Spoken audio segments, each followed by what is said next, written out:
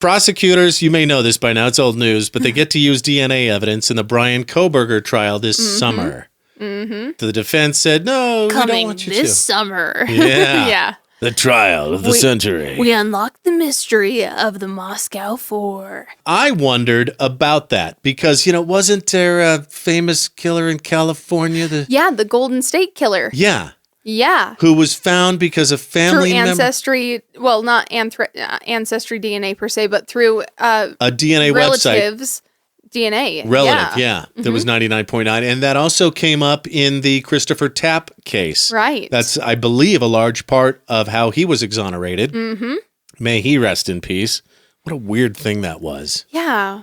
Just wanted you to know, if you are a former serial killer and you've reformed, you've changed your ways, many popular genealogy sites don't allow law enforcement searches.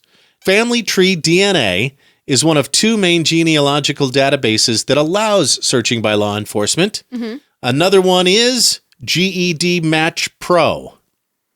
Okay. Those are the two databases of any significant size that allow forensic investigative genetic genealogy searching. Good to know.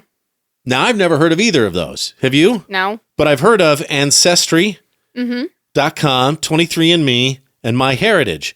Well, those three all forbid it. Yes. So many of the biggest genealogy sites, I can't talk, cater to customers who simply want to know about their ancestry, might not want their DNA data to potentially be used by law enforcement. Well, and I do totally get that from a capitalistic viewpoint. You don't want to make people feel like they need to not use your service. You don't want to send your customers to prison? Well, to be fair, after that, they've already got their money, so it's fine. Yeah. But you don't want to discourage people to use your website, so I understand why they block it. And also, realistically, we need to be catching people for these crimes and stuff. That's true. Now, if you upload to one of the three we just mentioned, Ancestry.com, 23andMe, MyHeritage, but a relative of yours uploads to Family Tree DNA or GED Match Pro, well, you're screwed. Yeah. And if you're so screwed that you lose your trial and you're sentenced to death, unless Governor Brad Little vetoes a bill that passed the Idaho legislature, Idaho could become the only state to fatally shoot death row inmates as its main execution method. I do and I don't hate it. I like it. Yeah. Pew, pew. All right, way to get morbid. I mean, if they're going to be executed, I think a firing squad I think Idaho, that's a great tough on crime metric promotion, marketing tool. I think that at the end of the day, if you're on death row and you are sentenced to death, you should get to choose how you die. Yeah. Even if it's something wild. Okay, if you are sentenced to death and you say, I want to die in a saw trap this one from this movie, okay, let's make it happen. It's like a final meal.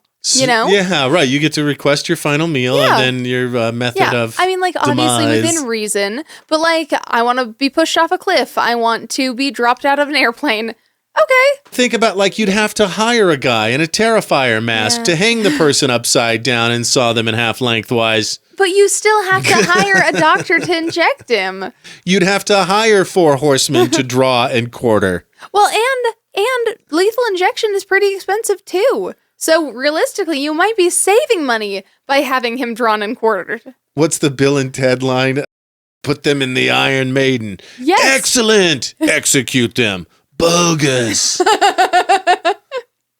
Right. Anyway, I guess there's 5 other states that do use firing squads for executions, but that would be unless Brad Little vetoes this, that'll be our primary form of execution. Mm-hmm. I think we ought to change our slogan from famous potatoes to f*** around and find out.